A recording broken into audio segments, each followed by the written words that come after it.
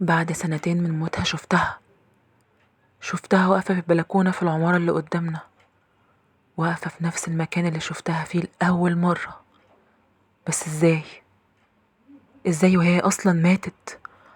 أنا ما كنتش مصدق نفسي وفضلت مبحلق كتير، مش قادر أستوعب اللي أنا شايفه. أنا حاسس إني خايف. قلت لنفسي دي أكيد مش بني آدمة، أمال دي إيه؟ دخلت بسرعة وأنا مصدوم. أختي شافتني وأنا بالحالة دي فسألتني وقالت لي مالك يا سامر، في إيه؟ أنا شفت نيرة. نيرة؟ نيرة مين يا سامر؟ نيرة خطيبتي. بس نيرة ماتت يا سامر من سنتين. انت مش مصدقاني؟ بقولك شفتها بعيني واقفة في البلكونة، لو شاكة في كلامي تعالي معايا. أخدت أختي من إيديها ودخلت بيها البلكونة، بس ما لقيناش حد. نيرة اختفت. أختي فضلت بصالي بصة فيها إشفاق، وعشان كده اتعصبت عليها وقلت لها بقولك ايه، ما تبصليش البصة دي، أنا مش مجنون ولا بيتهيألي.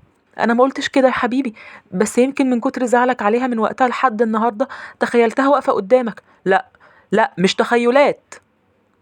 أختي لما لقيتني بالحالة دي سابتني لوحدي لحد ما اهدى، وأنا فضلت قاعد مع نفسي عمال أفكر ودماغي هتنفجر. لقيت نفسي بقوم من مكاني تاني ورايح ناحية البلكونة، وزي ما توقعت حصل. لقيتها واقفة تاني.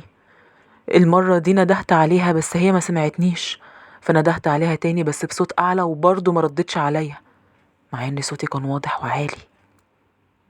يعني إيه؟ يعني كلام أختي صح؟ أنا بيتهيألي؟ أنا خلاص بدأت أشوف حاجات ملهاش وجود. في اليوم اللي بعده نزلت من البيت عشان أروح الشغل، وفجأة لمحتها من بعيد. أيوة، دي نيرة واقفة هناك أهي. جريت ناحيتها عشان أتأكد اللي أنا شايفه ده حقيقي ولا وهم. وصلت لحد عندها وقفت قدامها بالظبط. هي اتخضت وبصت على وشي وهي مصدومة وفضلت ساكتة. سألتها وقلت لها مش انتي نيرة صح؟ أنا مش بتهيألي. أيوة انتي نيرة. بس ازاي؟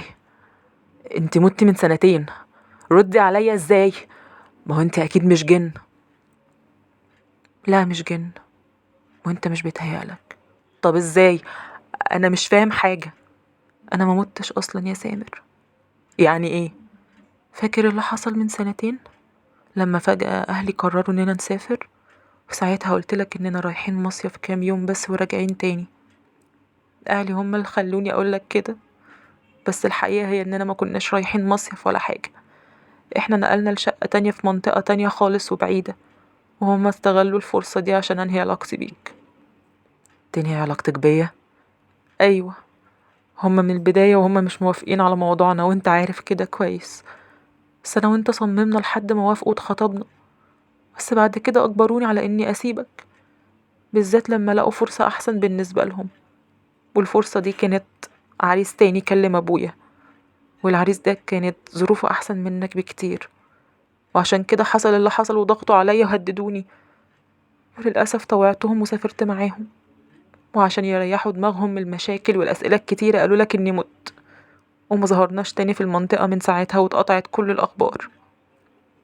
أنا كنت حاسس إنك موتيش، ما صدقتش لما أبوكي قال لي كده. كنت حاسس إن في حاجة غلط، بس للأسف في الآخر اقتنعت إنك ما بقيتيش موجودة وخلاص، وتعاملت على أساس إنك متي فعلا. ودخلت في حالة نفسية وحشة يا نيرة، ومبقتش زي الأول.